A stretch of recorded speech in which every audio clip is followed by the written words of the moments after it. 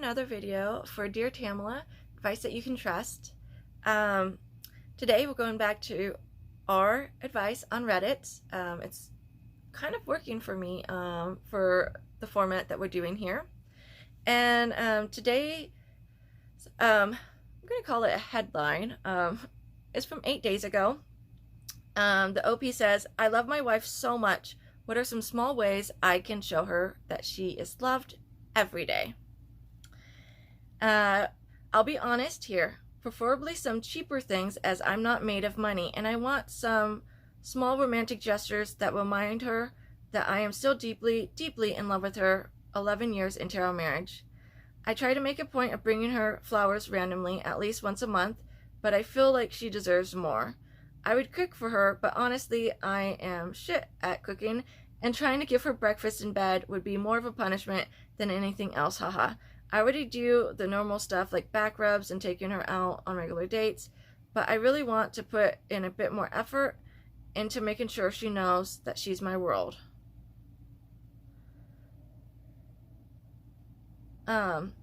So I think there's so many things that can be done. And I think it's really great. I've mentioned before, one of the people I've been seeing for like almost 14 years. And it can be a struggle, like once you get into the later years. In some ways, like after year 10, it's like, oh man, it's like everything feels wonderful. But then you get to about like a couple years after that, and you're like, everything still feels great. But by that point, you have like a shared life and a lot of stuff going on. And I don't even know if they have kids or not. But there's just like a lot of stuff that can be going on that can make it difficult to keep that connection, whatever type of connection you initially have, whether it's more like romantic or friendship based or just whatever kind in a partnership, and making sure to try to make that person feel special and that the relationship is still being nurtured. I'm actually usually I just jump right into advice. Last video I realized I didn't even get to like there's like other people's advice. I was so busy talking, and so this time I think, because I could come up with ideas for days on this, but I want to see what some of the comments are saying. So one commenter says, "I appreciate so much when my husband puts gas in my car and gets it washed. It doesn't sound romantic, but it is better than flowers to me." And somebody says, "That's sweet," or if I leave a little love note for my partner, she loves that. It's the little things. So, and those are two different types. I don't know if you guys are familiar with the 5 love languages. It's not 100% scientific, but it is useful in trying to understand things. So the first suggestion was like an acts of service type thing, where if somebody, I like acts of service, but sometimes I need other things too, like having like the house cleaned or something like that, can really be helpful for me. The note thing is something that I would think of, like little notes, and that goes to like more like words of affirmation, even though they're being written, and that could be a nice thing too, like especially if there's like something that you just stick the note in where like they get it later, and if not notes, then little texts maybe, something along those lines. Let's see if there's anyone. Another person wrote, "Even if you currently aren't good at cooking, you can help out in the kitchen. My significant other will burn water if left alone in the kitchen, but when I cook, he'll peel potatoes, chop veggies, or other small tasks that need to be done in order to cook a meal. I just don't let him near the stove." And then another person responded to that, "Do small chores without being asked." I will say this about doing small chores and stuff. It's a delicate balance of like that being noticed because like when you do something nice, you want it to be noticed, and like, but you also don't want to have to ask that's noticed. So, and you don't want to make it weird. So just like balancing like how to like navigate that. I like the person who wrote about helping out in the kitchen. I take that a step farther to be more specific. It's like not just treating it as helping out, treating it as like legitimately doing meals together, like kind of a date thing. And again, you don't have to do all of the things. You don't even have to do the things well. Maybe at the end you do more of the cleanup, but you try to help, and like you create a nice environment during the time, so try to take away stress. That being said, there are some people who are like, stay out of my kitchen, okay? And I'm not just talking about women. There are like men out there too. It's like, especially if the other person isn't very good, like takes a little bit more teaching moments in the kitchen. Some people find it very romantic to do stuff in the kitchen, regardless of skill level. Other people find it a little stressful, and so like checking in about that is important. And the cooking thing could be considered quality time, another type of the 5 love languages, where the person feels loved when they have a lot of quality time together.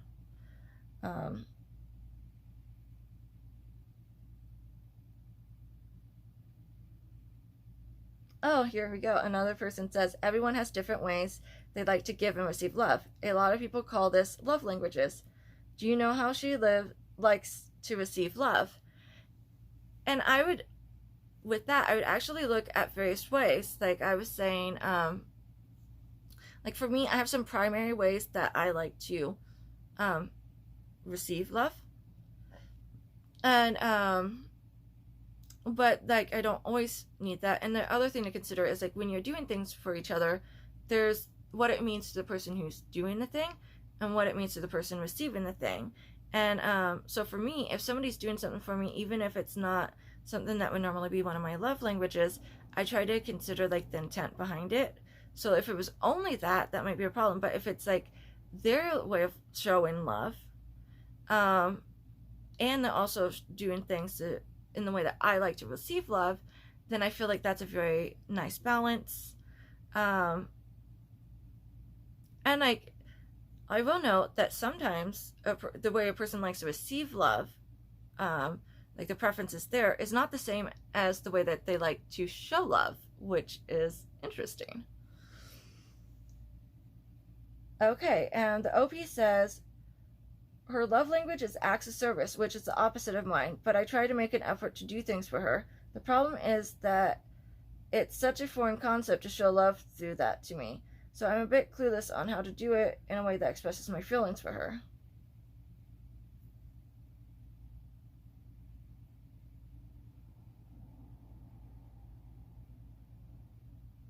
And the OP also clarifies, she really doesn't like words of affirmation. She made a point of telling me that she doesn't like it and that it makes her feel awkward, so I try to limit that.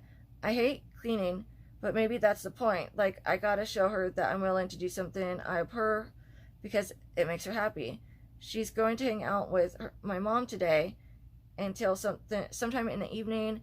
I'll try to do a nice cleaning of the living room and kitchen tonight before she gets home.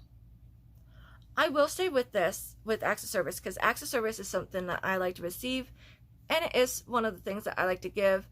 I also, especially early on, and even now, like with people I'm not very comfortable with, words of affirmation can be a little scary for me. I do like them. Like, I get lots of affirmations from my partner.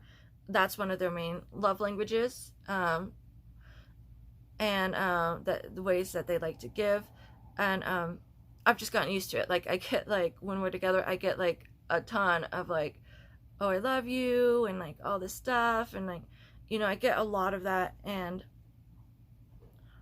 I've gotten used to it, and it's good, and I think it's, like I said, there should be a balance of what we give and what we receive, and, like, why we're doing those. But people often think that acts of service is just cleaning, and it doesn't have to be. And I think trying to literally just ask the OP's partner what things count as acts of service, because different things might register differently to them. Like, for me, when I learn somebody's like favorite food or their favorite drink or like their favorite book or their favorite thing, it might look a little bit like gift giving, but for me it feels like an act of service, because what I'm doing is I'm taking into consideration something that people need, and I'm specifically doing that. So sometimes even like gift giving feels more like an act of service.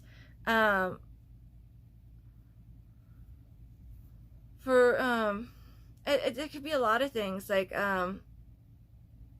quality time sometimes crosses over with acts of service. I had a partner who told me they didn't like playgrounds, but I was really depressed one day, and like, I mean, I suffer from depression, so I'm depressed a lot of days, but I was really having a hard week, and this person, he was like, hey, let's go out. Like, I'm like, I don't really know, I don't really feel like it, I don't know. And like, they're like, come on, it'll be good for you, let's just get out of the house. And just for you guys who don't know, like, people with depression, like, it's good for them to get out of the house sometimes. Like, you know, don't force them out, like, don't kidnap them out of the house, but like, it is good. And so he took me out of the house, and I thought we were just going to like a park, as in like a nature park, because he said he didn't like playgrounds. But he actually took me to a playground that was in a nice park too, and like, it meant a lot to me, because one, it was doing something that was good for my health, like my mental health. He noted that like I was struggling and knew that it would be good to get me out of the house, and he also noted what was a place that was important to me and might bring some happiness to me, and then took me to that place. And I will say to the OP, it is not about you doing stuff that you hate. In fact, I don't want people to do things that they hate. I doubt that your wife would want that either. Cleaning can be a difficult thing. I think if you're doing the regular amount of cleaning in the relationship that feels balanced, maybe try for some other acts of service, you know, in addition to that. Like, that's different. Like, I don't know, like an act of service would be like if you have a pet, taking care of the pets. Some acts of service that I do, it's like, as female presenting most of the time, I often, like, when it comes to like my my longest partner, his family, they expect certain things of me. Like, they're older and they expect like certain gendered things, and I know how to do those things. And while it doesn't, like, it's not exactly like in line with like, oh, I should have to do those things, I often choose to do those things, and it's an act of service. So I'm choosing to do something for the other person because it makes it easier.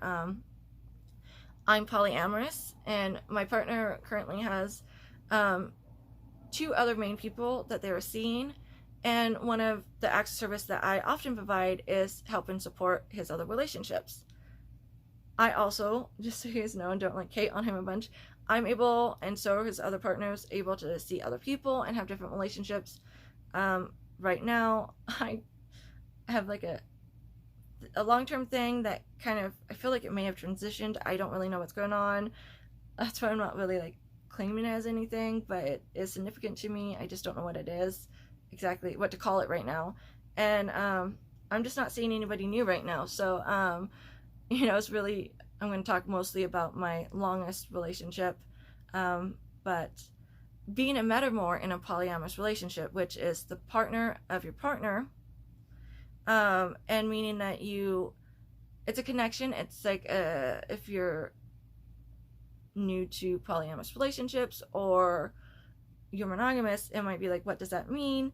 And it's kind of like a special like relationship that you have, where like you care about somebody because of how you care about another person, and you might have deep care for that person in your own right, you know, like there have been some of the people, my partner, I'm going to call him my life partner because we've committed to that, and there are some of the people that he's been with that like I had in my own right like personal friendships with, or like really cared about like deeply, like in family, and would care about them whether or not they were involved with him because of the connection that we grew together. But and some people like I like, and you know, I like that they bring joy to his life, you know, and they're maybe not completely my people. But when I do things for the other people in his life, and like support those relationships, or like if he's having like a difficulty in one of his relationships, and like I give advice and like support there, like to me that is an act of service. So like making phone calls, like if she has like a bunch of like to-dos that are like, oh, she has to call PG&E or something, or whatever your power company is where you're at, that could be an act of service.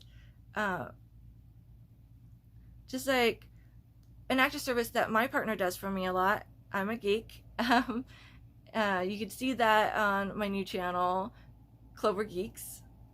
I love Magic the Gathering, which is the current content that's up right now. It's a collector card game, and my partner has spent the last, all the time that we've been together, basically, they do almost all of the organizing of Magic cards, like all of it, and it's so much work. Like I recently tried to do an active service for him where I try to organize some like stuff that needed to be organized. It was a lot of work. So it's not just cleaning, it's literally doing something that the other person really feels like they need done.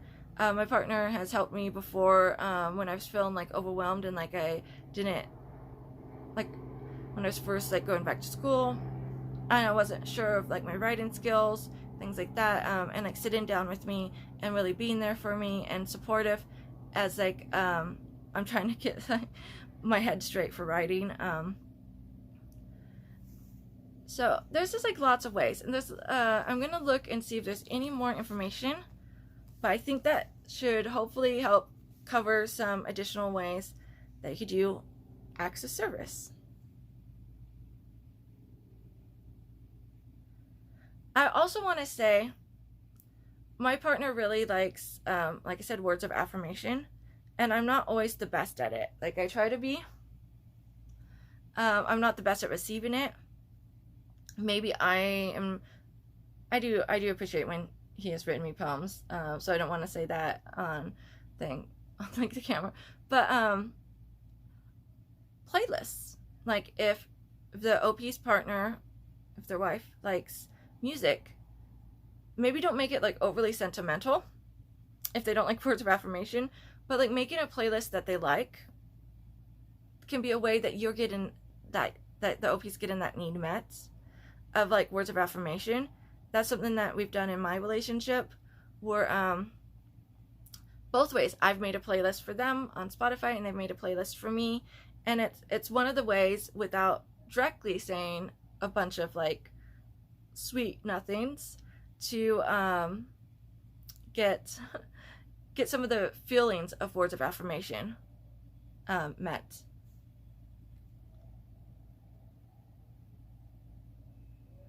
So somebody says in response to all this, my trick for acts of service: think of all the things she does for you. Cooking dinner isn't just cooking dinner. It's planning what to eat, doing the grocery shopping, then cooking. It may be as simple as asking what her favorite meal is, and then make that for her. Even just asking, what can I do to help, works. Just anticipate her needs and don't expect something in return. As they say in the breakup, I want you to want to do things for me.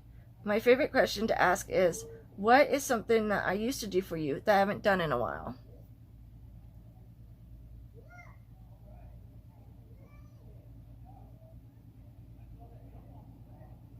I would say another act of service that's really big for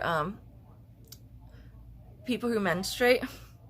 Just gonna put it out there, because like there might be like I'm genderqueer, you know, but I have a certain kind of body with certain dispositions, so like I fall in that category. There are people who might be trans that menstruate, like trans men. There's like a lot of like different people who menstruate, but people who menstruate, if you have a partner, cramps suck. Okay, they suck. And something that I've noticed has been a big hit that really is an act of service. Take note, people. Heat-in pads, like being willing to like, and not like babying and coddling somebody. Like everybody has their own like way of handling that time for how they do it. Like some days you might feel like, oh, today I want to go work out or do whatever. Other times you might just want to lay in bed and like not do anything. But doing little things like seeing like if maybe they have a day where they like a little bit of chocolate, you know, and that's not really cooking. Getting a heat-in pad, offering to get them like little things. It's offering like to get them stuff without making them feel like complete like invalid, but like just in a caring, considerate way.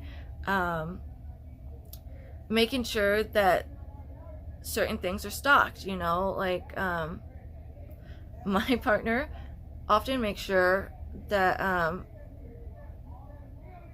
feminine products are stocked for not just me but for all the partners. Heated blankets, and some of this stuff goes beyond that. Like I have chronic pain, and another one of my partner's relationships has chronic pain, and like just like being supportive of that and allowing room in the relationship to deal with that, like planning things around health issues and things like that, that is an act of service. Like it's more like a structural thing, but it can be like a very personal stuff, like running a bubble bath, or like, you know, or an Epsom salt bath, or things like that. That can be an act of service too, even if you're taking the bath, which could be quality time for you, but maybe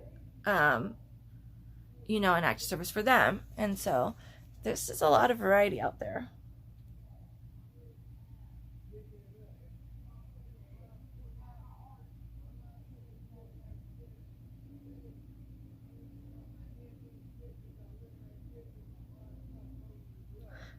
Okay, I just saw a comment and I'm like, no, don't do that.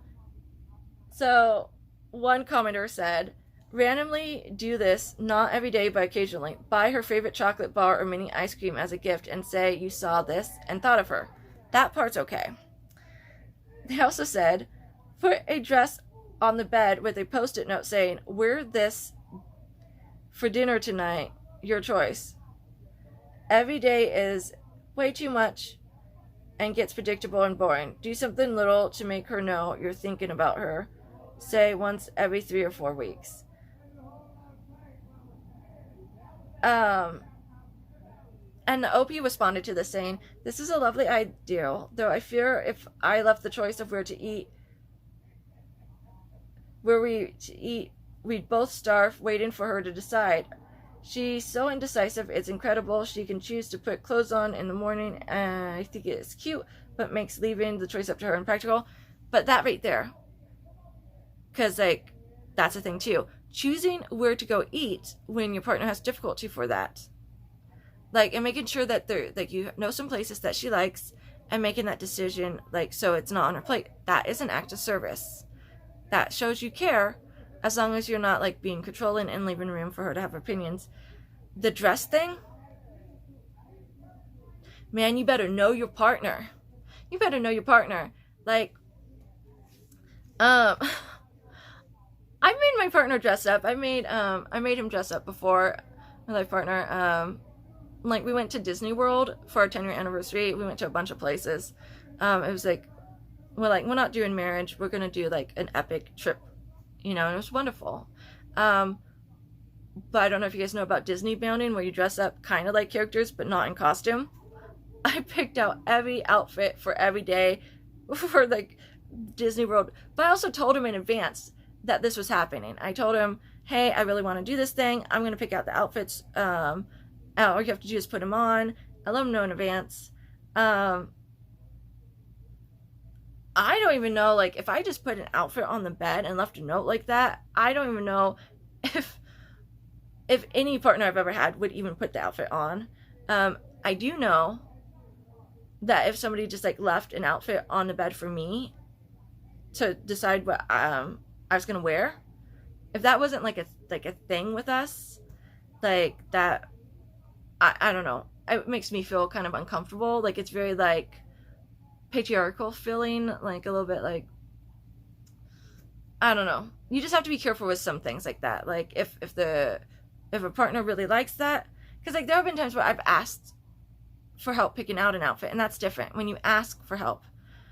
But it gets kind of hairy when, like, especially when you're female presenting, or like I identify as genderqueer and identify as a woman, those being two different things, because I have my gender, and then I have the way that the world perceives me, which is as a woman, and my lived experience as a woman.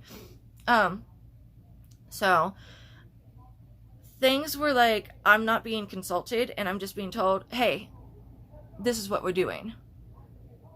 Sometimes it could be spontaneous feeling, but it's a very fine line between that and feeling like I don't have a say and I don't have a voice. And I think it's really easy for women to feel like they don't have voices. So you just have to be careful with some of that.